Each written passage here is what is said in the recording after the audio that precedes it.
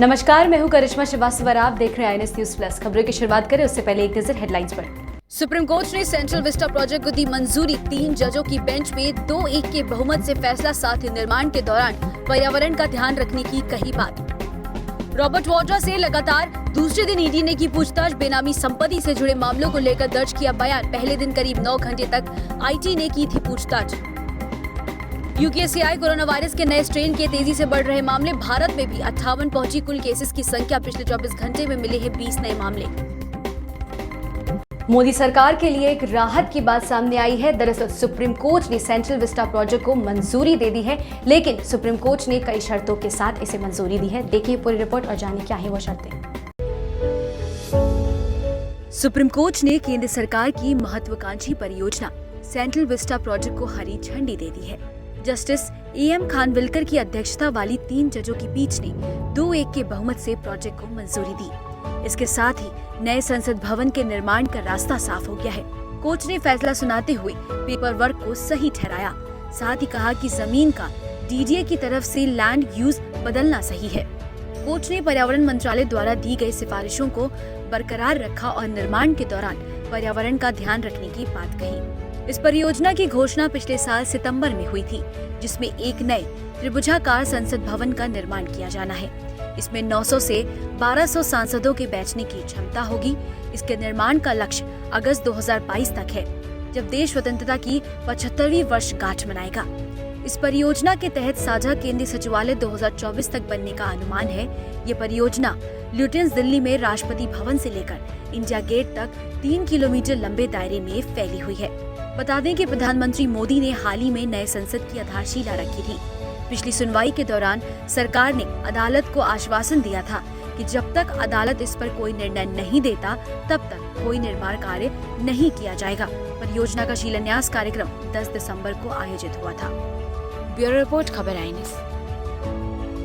कांग्रेस अध्यक्ष सोनिया गांधी के दामाद और प्रियंका गांधी के पति रॉबर्ट वाड्रा से आयकर विभाग की टीम लगातार पूछताछ कर रही है। आयकर विभाग की टीम एक बार फिर रॉबर्ट वाड्रा के घर मंगलवार को पहुंची। आपको ये भी बता दें कि सोमवार को भी लगातार 9 घंटे तक रॉबर्ट वाड्रा से पूछताछ हुई थी। आयकर विभाग की टीम बेनामी संपत्ति के मसले पर रॉबर्ट वाड्रा से पूछताछ कर रही है। देखिए पूरी रिपोर्ट। आयकर विभाग की एक टीम मंगलवार को कांग्रेस के अंतरिम प्रमुख सोनिया गांधी के दामाद रॉबर्ट वाड्रा के घर बेनामी संपत्तियों के मामले में अपना बयान दर्ज कराने के लिए लगातार दूसरे दिन पहुंची। सोमवार को IG टीम ने 9 घंटे तक वाड्रा के बयान को रिकॉर्ड किया था। वाड्रा ने सोमवार को IT की पूछताछ को प्रतिशोध की राजनीति बताया और कहा कि वो जांच एजेंसियों के साथ सहयोग करेंगे और सच्चाई सामने आएगी। IT विभाग के अलावा वाड्रा की भी परिवर्तन निदेशालय द्वारा धन शोधन निवारण अधिनियम के प्रावधानों के तहत जांच की जा रही है। 12 साल के लिए लंदन की संपत्ति ब्रैंसन स्क्वायर 1.9 मिलियन की कीमत की संपत्ति खरीदने का आरोप है। ब्यूरो रिपोर्ट, खबर INS। भारत में कोरोना वायरस के नए स्ट्रेन का कहर भी धीरे धीरे बढ़ता ही जा रहा है। देश में पिछले 24 घंटे में कोरोना स्ट्रेन के 20 नए मामले सामने आए हैं, जिसके बाद कुल मामले 58 तक पहुंच गए हैं और पुणे की लैब से सबसे ज्यादा मामले सामने आए। देखिए पूरी रिपोर्ट और जानिए क्या है कोविड स्ट्रेन का update.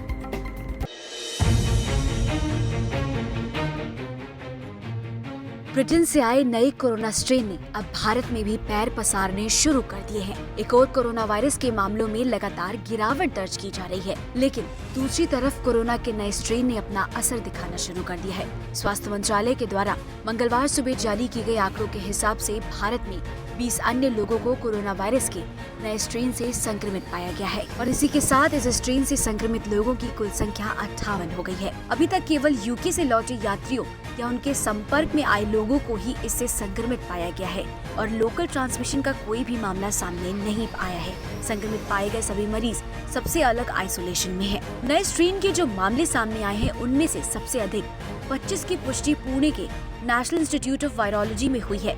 8 national centre for disease control में, 11 CSIR institute of genomics and integrative biology में और 10 मामलों को बेंगलुरु के national institute of mental health and neuro sciences में रजिस्टर किया गया है। हैदराबाद में सेल्यूलर एंड मॉलिक्यूलर बायोलॉजी में ऐसे 3 मामले सामने आए हैं। पश्चिम बंगाल के national institute of biomedical genomics में 1 मामला सामने आया है। आपको बता दें कि भारत में सबसे पहले 29 दिसंबर को यूके से लौटे 6 यात्रियों को नए स्ट्रेन से संक्रमित पाया गया था। इसके बाद 30 दिसंबर को 14 लोगों को और 31 दिसंबर को 5 लोगों को भी नए स्ट्रेन से संक्रमित पाया गया। 1 जनवरी को 4 और लोगों के नए स्ट्रेन से संक्रमित होने की पुष्टि हुई। वहीं रविवार को 9 लोगों को संक्रमित पाया गया और इसी के साथ कुल संक्रमितों की संख्या 38 हो गई थी। कोरोना स्ट्रेन के फैलने की वजह से ब्रिटेन में फिर लॉकडाउन लगा है। ब्रिटेन के प्रधानमंत्री बोरिस जॉनसन ने कोरोना वायरस महामारी के चलते फरवरी माह के मध्य तक एक नया लॉकडाउन लगा दिया है और लोगों से अपने अपने घरों में रहने की अपील की है। ब्रिटेन में सामने आए कोरोना वायरस के नए स्ट्रेन के मामले Denmark, Netherlands, Australia, Italy, Sweden, France, Spain, Switzerland, Germany, Canada, Japan, Lebanon और सिंगापुर आदि देशों में सामने आ चुका है। ब्यूरो रिपोर्ट, खबर आई न्यूज़। प्रधानमंत्री नरेंद्र मोदी ने मंगलवार को 450 किलोमीटर लंबी कोच्चि मैंगलुरु प्राकृतिक गैस पाइपलाइन का उद्घाटन किया। आपको बता दें कि ये पाइपलाइन 3000 करोड़ रुपए की लागत के बाद बनाया गया है और पीएम मोदी ने अपने संबोधन में कहा कि ये जो पाइपलाइन है ये पूरे देश को एक स्वच्छ ऊर्जा प्रदान करने में एक अहम भूमिका निभाएगा। देखिए पूरी रिपोर्ट।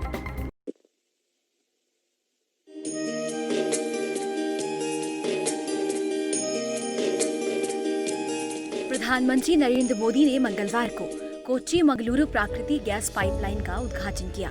वीडियो कॉन्फ्रेंसिंग के जरिए पीएम मोदी इस कार्यक्रम में शामिल हुए, जिसमें कर्नाटक, केरल के मुख्यमंत्री भी मौजूद रहे। इस पूरी पाइपलाइन की लंबाई करीब 450 किलोमीटर है, जिससे कई जिलों को सीधे लाभ मिलने जा रहा है।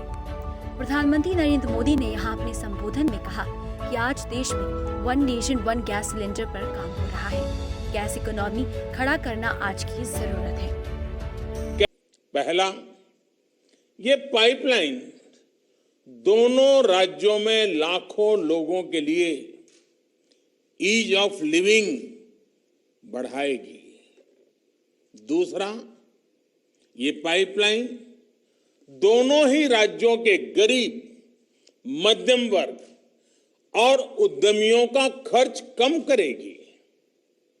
तीसरा, ये पाइपलाइन अनेक शहरों में सिटी गैस डिस्ट्रीब्यूशन सिस्टम उसका एक माध्यम बनेगी। चौथा, ये पाइपलाइन अनेक शहरों में सीएनजी आधारित ट्रांसपोर्ट सिस्टम को डेवलप करने का आधार बनेगी।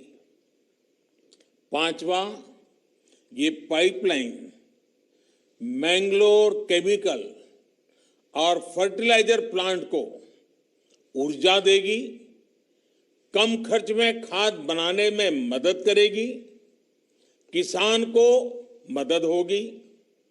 छठा, ये पाइपलाइन मैंगलोर रिफाइनरी और पेट्रोकेमिकल को ऊर्जा देगी, उन्हें स्वच्छ ईंधन देगी। इतना ही नहीं, पीएम मोदी ने कहा कि पाइपलाइन के निर्माण के दौरान 12 लाख मानवीय घंटे का रोजगार बना। पाइपलाइन बनने के बाद भी अब रोजगार के क्षेत्र में फायदा मिलेगा। पाइपलाइन के निर्माण के दौरान 12 लाख मैन डेज का रोजगार जनरेट हुआ है।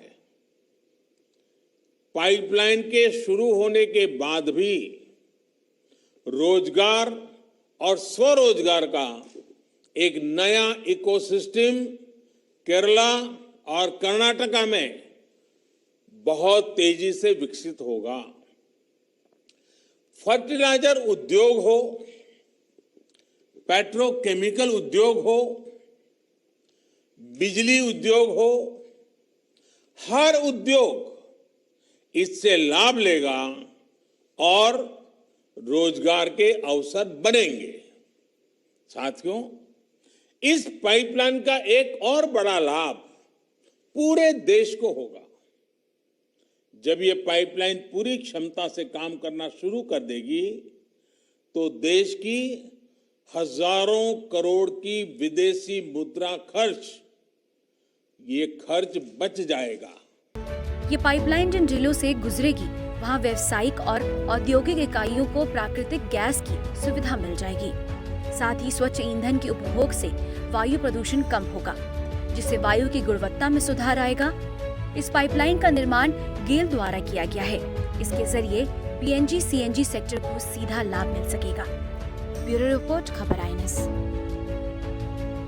राजधानी दिल्ली में पिछले कुछ दिनों से रुक रुक कर बारिश हो रही है और ठंड भी बढ़ती जा रही है। ऐसे में बॉर्डर्स पर जो किसान आंदोलन कर रहे हैं उनको कई परेशानियां भी देखनी पड़ रही हैं। सिंघू बॉर्डर पर भी किसानों को काफी दिक्कतों का सामना करना पड़ रहा है क्योंकि ठंड ज्यादा ही बढ़ गई है और इससे लंगर की सेवा पर भी बहुत सारा असर देखने को मिला है। लेकिन किसानों ने इसका भी हल निकाल लिया है। देखें पूरी रिपोर्ट और जानें कैसे हल निकाला है।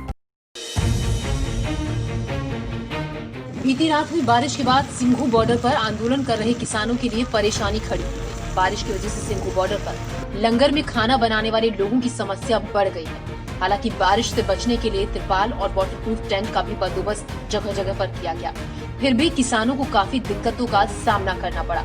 सुबह अच्छी धूप निकलने के बाद शाम होते होते एक बार फिर से मौसम ने करवट ली और बारिश की तेज बूंदें पड़ने लगी। लोग एक बार फिर इधर उधर भागते हुए दिखाई दिए। बारिश से बचने के लिए कोई तिरपाल से ढके अपने ट्रैक्टर ट्रॉली में बैठा दिखा तो कोई ठंड से बचने के लिए रजाई में दुबका हुआ दिखा। लेकिन बारिश के बीच लंगर की व्यवस्था पूरी तरह से बाधित हो गई। इन सब के बीच लंगर की व्यवस्था को संभालते कुछ किसानों ने इस बात का ध्यान रखा कि खाना सबके ट्रैक्टर, ट्रॉली, तंबू, टेंट जहां जो कोई ठहरा है वहां तक पहुंचाया जाए। बकायदा लाउडस्पीकर पर ये भी कहा जा रहा था कि कोई भी किसान भाई भूखा ना सोए, खाना सबके पास पहुंचाया जाएगा। ब्यूरो रिपोर्ट, खबर INS। फिलहाल INS न्यूज प्लस बुलेटिन में इतना ही। इजाजत दीजिए, नमस्कार।